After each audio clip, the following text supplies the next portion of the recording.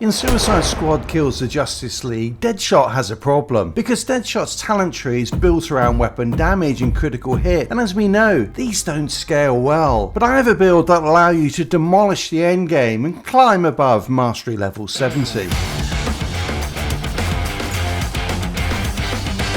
This build has 3 core gear related buffs that are helping me to ramp up my damage, and in particular, deal AoE damage. Overall damage is buffed by up to 750% through 3 pieces of the Bane's Fury gear set, which is triggered by critical hits, something that Deadshot is very good at. I've gone with the sniper rifle, shield and grenade of this infamy set. The notorious turtle traversal mod adds another 500% damage after moving for 10 seconds, and the notorious Hugo Strange neck bomb makes me immune to damage after afflicting 5 enemies with the same affliction, and at the same time it has the rage itself villain synergy with the Bane set, which buffs damage by up to 250% on afflicting craze. So it should be no surprise that I have rolled both my wrist cannons and grenade to Venom Frenzy so that this procs as often as possible. And AoE damage comes in 2 ways. Grenade damage is key to the build, and so I've rolled grenade damage onto my grenade on every augment, but I also need an endless supply of them. A bullet propelled grenade assault rifle does deliver a free grenade every 30 seconds on a critical hit, and the Boomtown Lucky Charm another on a 20-second cooldown. Now you might have noticed in some of the earlier footage I had equipped the notorious Lucky Charm Merlin's token, which buffs counter explosions, increases shield harvest chance, and through the focus rage villain synergy increases my critical hit chance to 100% on killing afflicted enemies quickly. This is a good option, but after a lot of testing I found that Boomtown provided more consistent damage output. You could also use Jinx's Unlucky Coin, which provides a 250% damage buff to afflicted enemies, 1000% if the affliction matches, which is a very good option. The main way though that I never run out of grenades is through the notorious Two-Face Persuader wrist cannons and the True Face of Fury villain synergy, through which harvesting enemies has a 100% chance of dropping grenade ammo, and also buffs grenade damage by 100%. I have rolled shield harvest chance wherever I can on my gear, meaning that I'll be able to harvest enemies constantly for the damage it does and the grenade ammo. I'm also getting AoE damage from my traversal attack fuel dump. I've taken buffs to traversal attack resource generation on nearly every piece of gear that I can, so that I can use it as often as possible. This synergizes incredibly well with the Bane's Fury gear set 3-piece bonus. Hitting enemies with a traversal attack will make them crazed, triggering rage itself, and if it kills any of them I will immediately gain a 250% damage buff, so it should not be a surprise that I've taken all of the traversal damage buffs on my traversal mod that I can. One final point of my gear is that I've gone with shield regeneration on Squad Ultimate on my neck bomb mod and Lucky Charm. I use my Squad Ultimate almost always on cooldown, and with these augments it becomes a great way to replenish my shields to full quickly after a big hit from an enemy. My talents are pretty straightforward, as I'm looking to maximize critical hit chance, shield harvest chance, fuel dump resource build up and damage, and grenade damage. There are a couple of choices I've made though to point out. I've taken 80% damage reduction through Perfect Form, Carnage and Runner's High, which along with Stronghold and Power Through provides enough survivability. I picked Air Superiority over Top Up as I am shield harvesting all of the time, and I picked Ultimate Carnage over Ultimate Power Conservation. With grenades being such a big part of my damage output, I preferred the buffs to damage output over the resource generation. For my squad skills I'm focusing on damage currently. Critical hit chance synergizes with builds across all characters. 1% damage to grunts and brutes are the best damage buffs available, and I am also building up my damage to crazed enemies given the current infamy gear sets. I have used this build all the way up to Mastery level 70 and beyond, where it performs well. Above that though, and it does struggle compared to builds like this one, which you really should check out now.